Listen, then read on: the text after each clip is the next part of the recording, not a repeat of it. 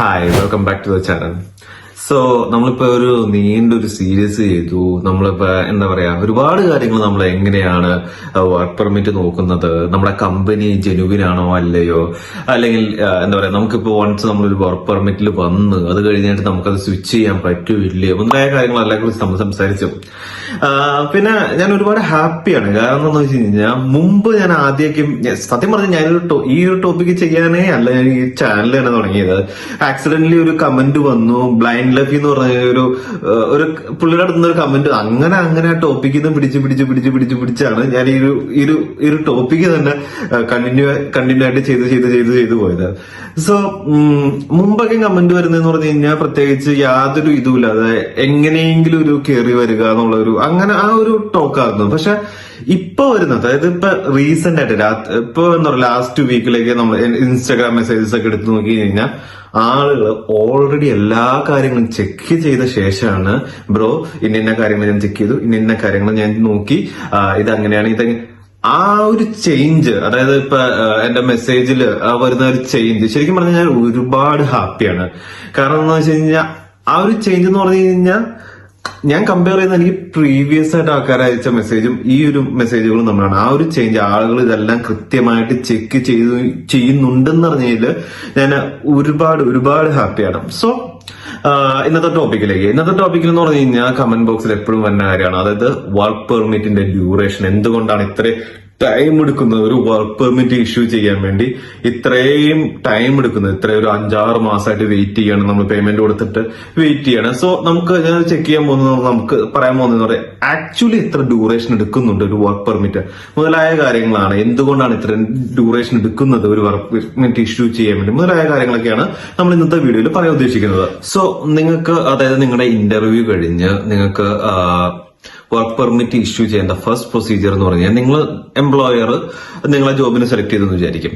ഇങ്ങനെ ഒരു സിറ്റുവേഷനിൽ എംപ്ലോയർ ആണ് വർക്ക് പെർമിറ്റിന് വേണ്ടി ഇവിടുത്തെ ഗവൺമെന്റ് ഓഫീസിലേക്ക് റീച്ച് ചെയ്യുന്നത്. ഇങ്ങനൊരു കേസുകളിൽ വരുന്നത് പ്രത്യേകിച്ച് യാതൊരു കോംപ്ലിക്കേഷനും ഇല്ല, സ്ട്രൈറ്റ് ഫോർവേഡ് ആണെങ്കിൽ മാക്സിമം എടുക്കുന്നത് പറഞ്ഞാൽ 1 മന്തിനുള്ളിൽ തന്നെ നമുക്ക് ഡിസിഷൻ വരും. പക്ഷേ അതായത് ഒരു കോംപ്ലിക്കേറ്റഡ് കേസാണ്, അതായത് ഈ പറഞ്ഞ ഗവൺമെന്റ് സൈഡിൽ നിന്ന് അവർക്കത് റിവ്യൂ ചെയ്തിട്ട് ഇവർ ഒരു സഫീഷ്യന്റ് അല്ല എന്നൊരു സിറ്റുവേഷൻ വരുവാണെങ്കിൽ, അതായത് ഒരു കോംപ്ലിക്കേറ്റഡ് ആയിട്ടുള്ള ഈ പറഞ്ഞ പോലെ തന്നെ ഇവിടുത്തെ ലേബർ ടെസ്റ്റ് സ്റ്റഡിയോ മുതലായ കാര്യങ്ങളൊന്നും സബ്മിറ്റ് ചെയ്യാതെ വെറുതെ ഒരു ആപ്ലിക്കേഷനാണ് സബ്മിറ്റ് ചെയ്യുന്നെങ്കിൽ 3 മാസം വരെ എടുക്കാം. പക്ഷെ പ്രീവിയസ്ലി എന്ന് പറഞ്ഞു കഴിഞ്ഞാൽ, മുമ്പൊക്കെ എന്ന് പറഞ്ഞു കഴിഞ്ഞാൽ നമുക്ക് ഇവിടുന്ന് ഒരു എംപ്ലോയർക്ക് വേണമെങ്കിൽ അത് റിമൈൻഡർ അയച്ചുകൊണ്ടിരിക്കുകയായിരുന്നു. എന്റെ എംപ്ലോയർ ഈ ഒരു വർക്ക് പെർമിറ്റിന്റെ കേസിന്റെ അപ്ഡേറ്റ് ചോദിച്ചുകൊണ്ട് എംപ്ലോയർക്ക് നമുക്ക് ഈ പറഞ്ഞ ഓഫീസുകളിലേക്ക് നമുക്ക് റിമൈൻഡർ അയക്കോ ലെറ്റർ അയക്കോ അല്ലെങ്കിൽ ചേസ് ചെയ്തുകൊണ്ടിരിക്കുകയായിരുന്നു എന്റെ അപ്ഡേറ്റ് ചോദിച്ചുകൊണ്ട്. പക്ഷെ പുതിയ നിയമം അനുസരിച്ച് നമുക്ക് ഒരിക്കലും ഇതുവരെ നമുക്ക് ഇവരെ കോണ്ടാക്ട് ചെയ്യാൻ പറ്റില്ല എന്നുള്ളത്. അതായത് ഈ പറഞ്ഞ ഗവൺമെന്റ് അതിൻ്റെതായ ഒരു സമയം വേണം ഈ ഒരു ഡോക്യുമെന്റ്സ് എല്ലാം വെരിഫൈ ചെയ്തിട്ട് ഒരു ഡിസിഷൻ കൊടുക്കാൻ വേണ്ടിയിട്ട്. അതായത് നമുക്കിപ്പോ മുമ്പൊക്കെ ആണെങ്കിൽ നമുക്ക് ഓഫീസിൽ പോയി ചെന്ന് നമുക്ക് എങ്ങനെയെങ്കിലും പുഷ് ചെയ്യാമായിരുന്നു. പക്ഷെ പുതിയ നിയമം അനുസരിച്ചെന്ന് പറഞ്ഞു കഴിഞ്ഞാൽ നമുക്കത് ചെയ്യാൻ പറ്റില്ല. കാരണം എന്താണെന്ന് വെച്ച് കഴിഞ്ഞാൽ ഗവൺമെന്റ് അതിനുള്ള ആ ഒരു പോസിബിലിറ്റി എടുത്തു കളഞ്ഞേക്കുവാണ്. സോ നമുക്ക് ചെയ്യേണ്ട ഒരു കാര്യം എന്ന് പറഞ്ഞാൽ നമ്മൾ വെയിറ്റ് ചെയ്യുക എന്നുള്ളതാണ്. ഇനി പിന്നെ ഒരു പോസിബിലിറ്റി ഉള്ളതെന്ന് പറഞ്ഞാൽ നമുക്ക് കേസ് ഫയൽ ചെയ്യുക, അത് കംപ്ലൈന്റ് ഫയൽ ചെയ്യുക. നമ്മുടെ ഈ ഒരു വർക്ക് പെർമിറ്റിന്റെ ഒരു കേസ് ഭയങ്കര ഡിലേ എന്ന് പറഞ്ഞിട്ട് കേസ് ഫയൽ ചെയ്യുക എന്നുള്ളത് മാത്രമേ ഉള്ളൂ. അതല്ലെങ്കിൽ എംപ്ലോയർ അയാളുടെ ഡിമാൻഡ്സ് കാട്ടിയിട്ട് ഈ എംപ്ലോയിക്ക് വേണ്ടി ഈ പറഞ്ഞ ഓഫീസുകളിൽ കേസ് ഫയൽ ചെയ്യുക അല്ലെങ്കിൽ കംപ്ലൈന്റ് രജിസ്റ്റർ ചെയ്യുക എന്നുള്ളൊരു ഓപ്ഷൻ മാത്രമേ ഉള്ളൂ. അതല്ലാതെ വേറൊരു ഓപ്ഷൻ ഇപ്പൊ കറന്റ്ലി ഇല്ല. ചിലപ്പോൾ അതായിരിക്കാം ഈ വർക്ക് പെർമിറ്റ് ഡിലേ ആവാനുള്ള ഒരു റീസൺ. അതുപോലെ തന്നെ മെജോറിറ്റി ഓഫ് ദ കേസിൽ മാക്സിമം എടുക്കുന്ന ഒരു സമയം എന്ന് പറഞ്ഞു കഴിഞ്ഞാൽ ഒരു 3 months ആണ്. ഹോപ്പ്ഫുള്ളി ഒരുമാതിരിപ്പെട്ട എല്ലാ വർക്ക് പെർമിറ്റുകളും വിത്തിൻ 3 monthsനുള്ളിൽ തന്നെ ലഭിക്കാറുണ്ട്. ചിലപ്പോൾ ചില ബാഡ് ലക്ക് കാരണം പിന്നെയും ഡിലേ ആയി പോകാറുണ്ട്. ചില കേസിൽ ഇങ്ങനെ നമുക്ക് കമന്റ് കാണാറുണ്ട്, ചിലപ്പോൾ 6 മാസം വരെ കഴിഞ്ഞിട്ടാണ് വർക്ക് പെർമിറ്റ് കിട്ടിയിട്ടുള്ളതെന്ന്.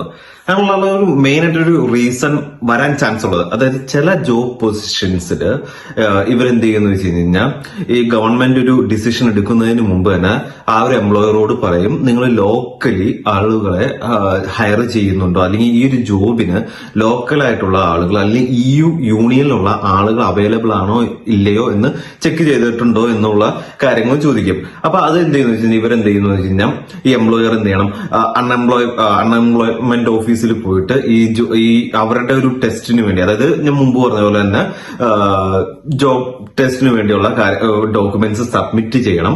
അപ്പൊ ഇവരെന്ത് ചെയ്യുന്ന വെച്ച് കഴിഞ്ഞാൽ ഈ അൺഎംപ്ലോയ്മെന്റ് ഓഫീസ് എന്ത് ചെയ്യുന്ന വെച്ച് കഴിഞ്ഞാൽ അവരുടേതായിട്ടുള്ള ഒരു റിസർച്ച് നടത്തിയിട്ട് ഓൾമോസ്റ്റ് ഒരു 2 to 4 വീക്സിനുള്ളിൽ ഇവരൊരു റിസൾട്ട് കൊടുക്കും. അതായത് ഈ ഒരു ജോബ് പൊസിഷന് വേണ്ടി ഇവിടെ ലോക്കലായിട്ട് ആളുകളില്ല, അതുകൊണ്ട് ഈ എംപ്ലോയർക്ക് പുറത്തുനിന്ന് ആളുകളെ ഹയർ ചെയ്യാം എന്ന് പറഞ്ഞുകൊണ്ടുള്ള റിപ്പോർട്ട് കൊടുക്കും. ആ റിപ്പോർട്ടും കൂടി നമ്മൾ എന്താ പറയുക വീണ്ടും ഗവൺമെന്റ് ഓഫീസിൽ സബ്മിറ്റ് ചെയ്യുമ്പോഴാണ് ഈ പറഞ്ഞ വർക്ക് പെർമിറ്റ് ഇഷ്യൂ ചെയ്യുന്നത്. സോ ഇതും ഒരു റീസൺ ആണ് ഈ വർക്ക് പെർമിറ്റ് ഡിലേ ആവാനുള്ളത്. സോ ഞാനിപ്പോ ഈ പറഞ്ഞ് എൻഡ് അപ്പ് ചെയ്യുന്നതെന്ന് പറഞ്ഞു കഴിഞ്ഞാൽ ഈ ഒരു വർക്ക് പെർമിറ്റ് ഡിലേ ആവുന്നത് ഒരുപക്ഷെ ഈ പറഞ്ഞ പോലെ തന്നെ ഈ പറഞ്ഞ ഏജന്റിന്റെ പ്രശ്നമായിരിക്കില്ല, അല്ലാണ്ട് എംപ്ലോയറിന്റെ പ്രശ്നമായിരിക്കില്ല. ഇതുപോലെ ചില നെഗറ്റീവ് ഫാക്ടേഴ്സിനകത്ത് ഇൻഫ്ലുവൻസ് ആവുന്നുണ്ട്. ഈ പറഞ്ഞ ലേബർ മാർക്കറ്റ് ടെസ്റ്റ് ചിലപ്പോൾ നടത്തേണ്ടി വരാം, അപ്പൊ വീണ്ടും ഡിലേ ആവാം. അതുപോലെ തന്നെ ഗവൺമെന്റ് സൈഡിൽ നിന്നുള്ള ഡിലേകൾ വരാം. ഇതൊക്കെ ഒരു ഫാക്ടറാണ്. സോ നമ്മൾ എന്താ പറയാ പ്രീ ജഡ്ജ് ചെയ്യരുത്. നിങ്ങൾ ഈ മുമ്പ് പറഞ്ഞ പോലെ തന്നെ നിങ്ങൾ കറക്റ്റ് ആയിട്ട് ഒരു ഏജന്റ് ആണ് നിങ്ങൾ ചൂസ് ചെയ്തിട്ടുണ്ടെങ്കിൽ നിങ്ങൾ ടെൻഷനൊന്നും വേണ്ട, നിങ്ങളുടെ വർക്ക് പെർമിറ്റ് നിങ്ങൾക്ക് കിട്ടും. ഈ പറഞ്ഞ ചില ഫാക്ടേഴ്സ് ഇങ്ങനെ ഇൻഫ്ലുവൻസ് ചെയ്യുന്നത് കൊണ്ടായിരിക്കാം അത് ഡിലേ ആവുന്നത്. സോ നമ്മൾ എപ്പോഴും ചെയ്യേണ്ട കാര്യം നമ്മൾ കറക്റ്റ് ആയിട്ടുള്ള ഒരു ഏജന്റ് അതായത് ഈ പറഞ്ഞ പോലെ തന്നെ ഒരു ഏജന്റിനെ കറക്റ്റ് ആയിട്ട് പ്രോപ്പർ ആയിട്ട് ഐഡന്റിഫൈ ചെയ്ത് വെക്കുക എന്നുള്ളതാണ്. ബാക്കിയുള്ള കാര്യങ്ങളെല്ലാം എന്താ പറയാ ഈ ഒരു സർട്ടൺ ഡിലേ വെച്ച് കൊണ്ടാകാം ഡിലേ ആവുന്നത്. അതല്ലാതെ നിങ്ങൾ അതിൽ ടെൻഷൻ അടിക്കേണ്ട കാര്യങ്ങളൊന്നുമില്ല. So thanks for watching. By.